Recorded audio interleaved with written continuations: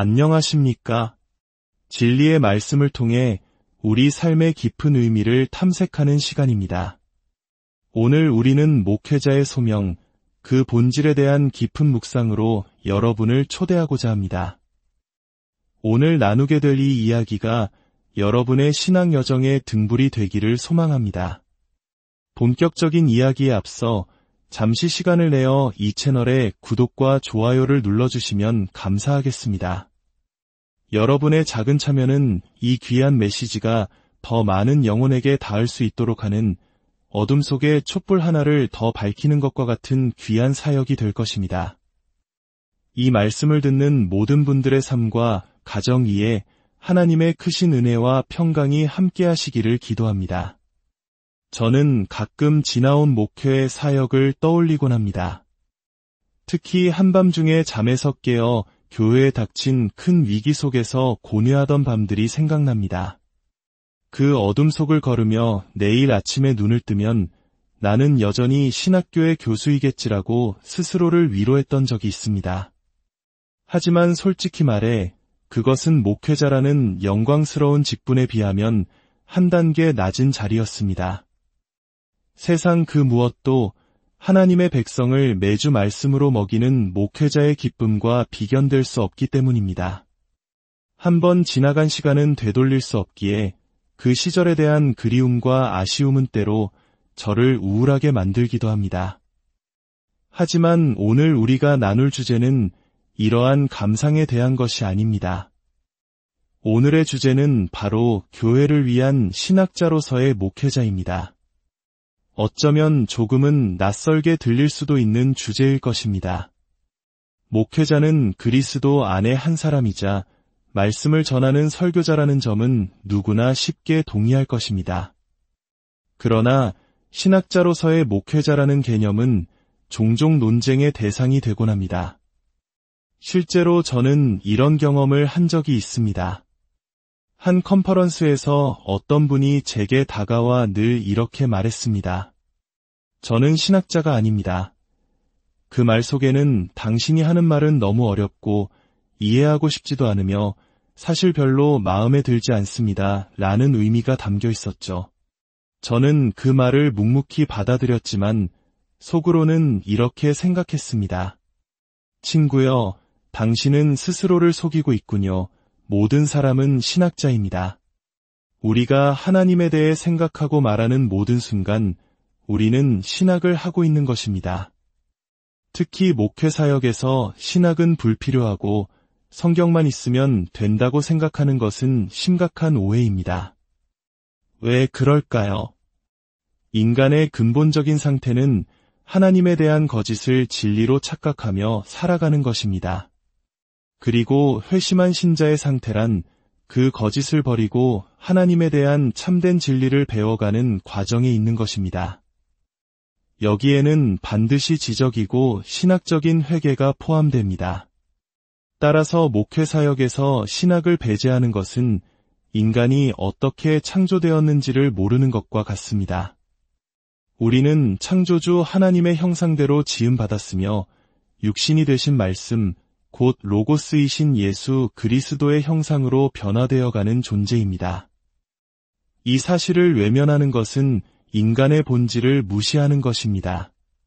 더 나아가 우리가 단순히 성경 구절을 반복하는 수준을 넘어 그 말씀을 설명하려는 순간 우리는 이미 신학적 활동에 참여하고 있는 것입니다. 우리는 단어의 문자적 해석에서 실체에 대한 해설로 나아가고 있는 것입니다. 제가 늘 강조하는 말이 있습니다. 성경의 단어들은 그 자체가 하나님이 아닙니다. 위대한 신학자 아우구스티누스의 표현을 빌리자면 성경의 단어들은 시그나, 즉 표지입니다. 그 표지가 가리키는 레스, 즉 실체는 바로 복되신 삼위일체 하나님이십니다. 이것은 마치 성찬식의 떡과 포도주와 같습니다. 우리는 떡과 포도주가 그 자체로 예수 그리스도는 아니지만 그것이 예수 그리스도의 실체를 드러내고 가리킨다는 것을 잘 이해합니다. 마찬가지로 성경의 페이지들 안에 예수 그리스도라는 실체가 갇혀 있는 것은 아닙니다. 그러나 이 책은 그 실체를 가리키고 그 실체를 열어 보여주며 우리 주 예수 그리스도의 영광을 우리에게 드러냅니다. 우리가 바라보아야 할 분은 바로 그분입니다. 이 단어들이 이것을 의미한다 해서 이 단어들이 바로 그분을 가리킨다로 나아가는 모든 움직임이 바로 신학의 영역입니다. 종교개혁가 마르틴 루터는 신학자를 만드는 세 가지 요소로 오라티오, 메디타티오, 그리고 텐타티오를 꼽았습니다. 루터가 말한 신학자는 곧 복음의 사역자, 즉 목회자를 의미했습니다. 이처럼 종교개혁 시대의 교회 역사 속에서 신학자라는 개념은 목회 사역과 분리된 것이 아니라 오히려 목회의 절대적으로 필수적인 요소로 여겨졌습니다. 하지만 오늘날 우리는 신학을 학계에 속한 고차원적인 학문으로 성경 연구는 목회 현장에 속한 것으로 나누어 생각하는 경향이 있습니다. 그러나 성경신학을 제대로 하려면 조직신학 없이는 불가능하며 성경을 깊이 있게 해설하기 위해서는 신학적 통찰이 반드시 필요합니다. 제 목회 여정의 모델은 위대한 종교개혁가 장 칼뱅이었습니다. 저는 15살 때 처음 그의 이름을 들었고 세상에 알려진 왜곡된 이미지와는 전혀 다른 그의 모습을 발견했습니다. 한 역사가는 칼뱅에 대해 이렇게 평했습니다. 장 칼뱅은 더 나은 목회자가 되기 위해 신학자가 되었다. 이 한 문장이 제 가슴에 깊이 박혔습니다. 칼뱅은 제네바로 돌아온 후 월요일부터 주일까지 거의 매일 말씀을 강해했습니다.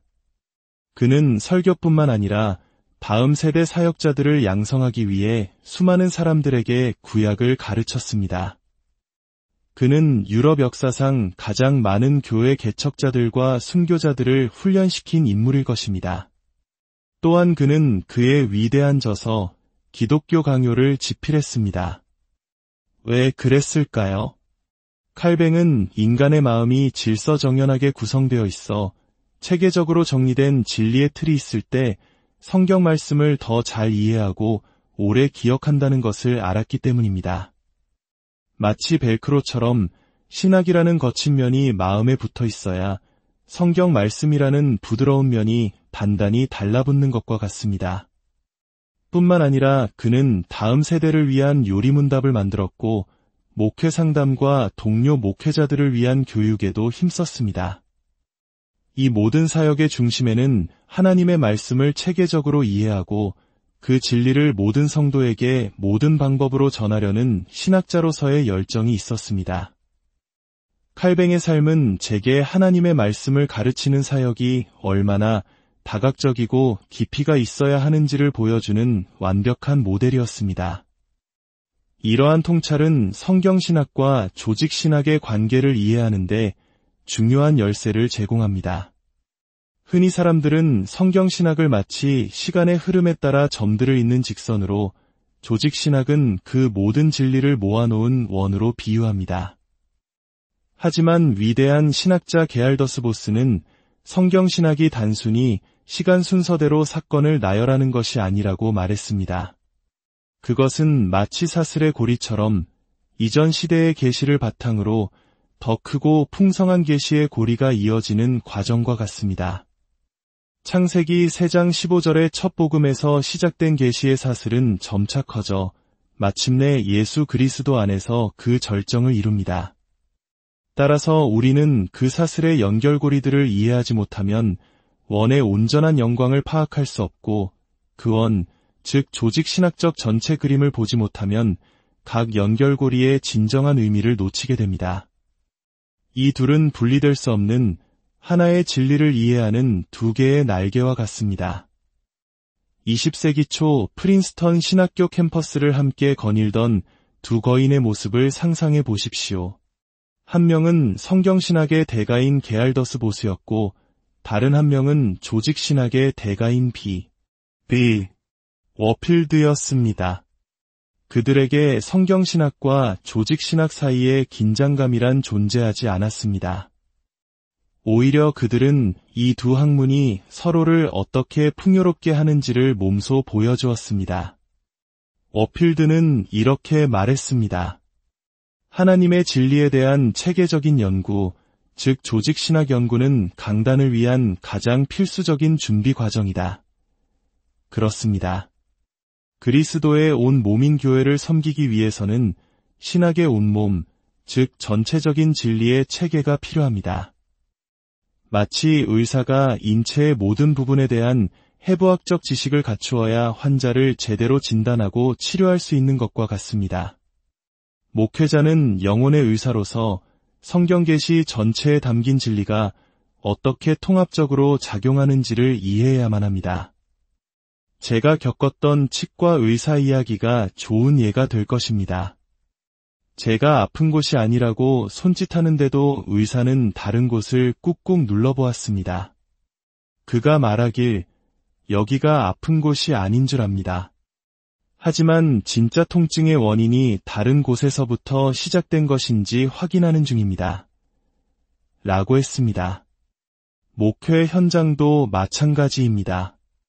성도들이 가져오는 문제는 종종 표면적인 증상일 뿐 그 뿌리는 더 깊은 곳에 있을 때가 많습니다. 예를 들어 구원의 확신 문제로 힘들어하는 성도에게 확신에 대한 구절 몇 개만 제시하는 것은 임시방편에 불과합니다. 그 문제의 근원은 믿음으로 말미암는 칭의에 대한 오해 혹은 하나님에 대한 왜곡된 생각일 수 있습니다. 문제의 근원을 다루지 않으면 진정한 치유는 일어나지 않습니다. 바로 이 지점에서 목회자에게 신학적 통찰력이 절실히 요구됩니다. 우리는 성도들이 하나님에 대한 거짓된 생각에서 벗어나 진리 위에 굳건히 서도록 도와야 합니다. 많은 신자들이 자신이 그리스도 안에 있다는 사실의 엄청난 의미를 제대로 인식하지 못하고 살아갑니다. 그 결과 신약 성경의 거의 모든 가르침이 그들의 삶에서 불안정하게 흔들립니다. 초대교회에서 신학자라는 칭호는 주로 사도 요한에게 붙여졌습니다. 그가 하나님의 존재와 속성을 철학적으로 설명했기 때문이 아니라 신적인 아들 예수 그리스도를 중심으로 하나님을 증거했기 때문입니다. 즉, 진정한 신학은 언제나 그리스도 중심적입니다. 하지만 여기서 우리는 한 걸음 더 나아가야 합니다. 그리스도 중심적인 신앙이 그리스도 일원주의, 즉 그리스도에게만 치우쳐 성부 하나님과 성령 하나님을 소홀히 하는 신앙으로 변질되어서는 안 됩니다. 우리의 신앙은 본질적으로 삼위일체적이어야 합니다. 마태복음 28장의 대의임령은 우리가 성부와 성자와 성령의 이름으로 세례를 주라고 명합니다. 우리의 신앙생활은 처음부터 삼위일체 하나님과의 교제 속으로 들어가는 것입니다. 어떤 젊은 사역자가 대표 기도를 하면서 하늘에 계신 우리 아버지, 저희를 위해 십자가에 달려 죽으심을 감사드립니다. 라고 기도했다고 상상해 보십시오. 긴장해서 저지른 실수이겠지만 이는 신학적으로는 초대교회의 가장 큰 이단 중 하나인 성부순환설에 해당합니다. 우리가 성자 예수님께 감사할 수 있는 것과 성부 하나님께 감사해야 할 것에는 분명한 구분이 있습니다. 삼위일체 하나님의 각 위격의 고유한 사역을 이해할 때 우리의 구원이 얼마나 풍성하고 입체적인지를 비로소 깨닫게 됩니다. 이러한 깊이는 단순히 성경을 읽는 것을 넘어 그 말씀이 가리키는 실체, 즉 삼위일체 하나님의 영광을 묵상하는 체계적인 신학적 사고를 통해서만 얻을 수 있습니다. 그런데 오늘날 복음주의 교회는 어떻습니까? 우리는 정말로 하나님을 아는 것, 그리스도를 아는 것에 깊은 관심을 기울이고 있습니까? 한 대형 출판사 편집자의 말이 제게 큰 충격을 주었습니다. 패커의 명저 하나님을 아는 지식의 초판을 단 2,000부만 인쇄했다고 합니다. 영국의 하나님을 아는 것에 관심 있는 복음주의자가 2,000명은 될까 확신하지 못했기 때문입니다. 놀랍게도 그 책은 베스트셀러가 되었지만 그 일화는 당시 복음주의의 신학적 빈곤을 보여주는 단적인 예였습니다. 오늘날 서점의 베스트셀러 목록을 보십시오.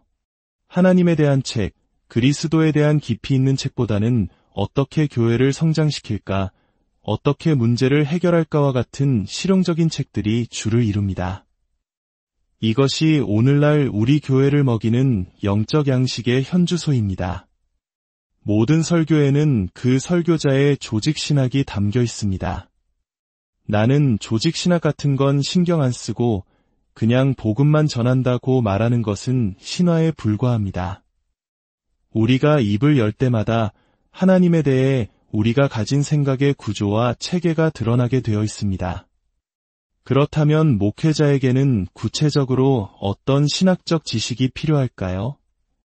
바울이 그의 영적인 아들 디모데와 디도에게 보낸 편지를 잠시 살펴보면 놀라운 사실을 발견하게 됩니다.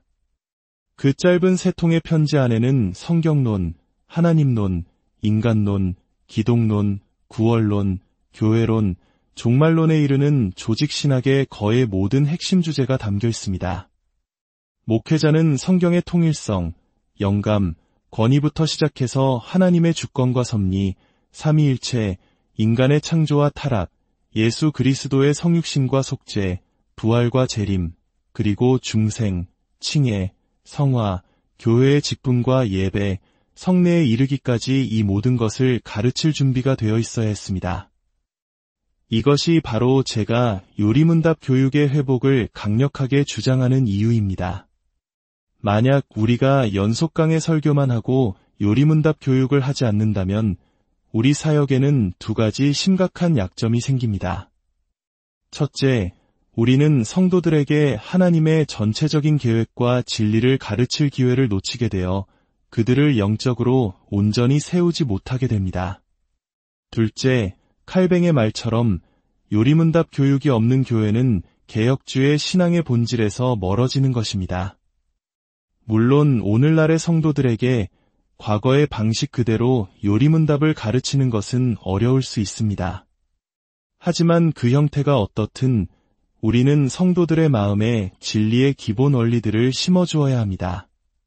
세상은 반기독교적인 생각들로 가득 차 있고 우리의 다음 세대는 그 속에서 어떻게 기독교적으로 생각해야 하는지 배우지 못하고 있습니다.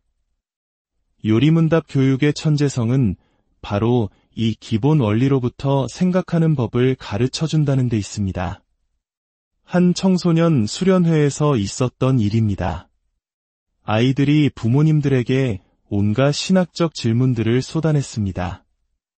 그런데 한 어머니가 막힘없이 모든 질문에 지혜롭게 대답하는 것이었습니다. 다른 부모가 놀라서 어떻게 그 모든 것을 아느냐고 묻자 그녀는 이렇게 대답했습니다. 사실 그 질문들은 대부분 웨스트민스터 소요리문답 안에 답이 다 있어요. 17세기 스코틀랜드의 한 11살짜리 아이가 오늘날 대부분의 목회자보다 더 많은 신학을 알았을지도 모른다는 사실은 우리에게 큰 도전이 됩니다. 워필드가 전해준 한 이야기는 우리에게 깊은 울림을 줍니다. 미국의 한 장군이 폭동으로 혼란스러운 도시에서 유독 침착하고 단단해 보이는 한 남자를 보았습니다. 서로에게 깊은 인상을 받은 두 사람은 마주쳤고 낯선 남자가 먼저 장군에게 다가와 물었습니다. 사람의 제일 되는 목적이 무엇이오? 장군이 즉시 대답했습니다. 사람의 제일 되는 목적은 하나님을 영화롭게 하고 영원토록 그를 즐거워하는 것입니다.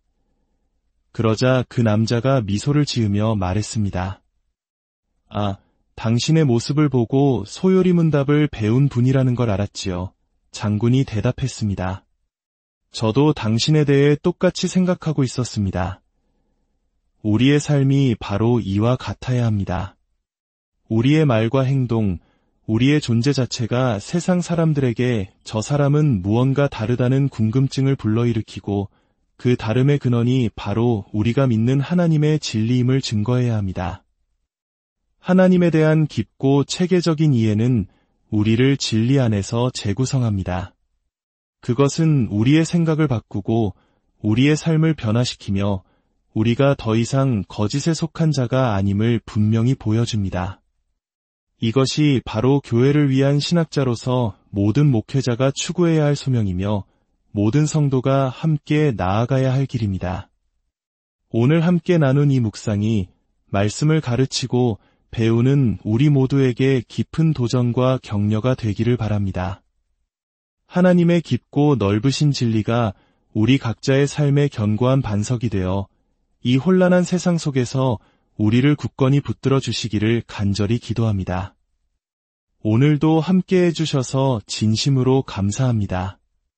주님의 평안이 여러분과 함께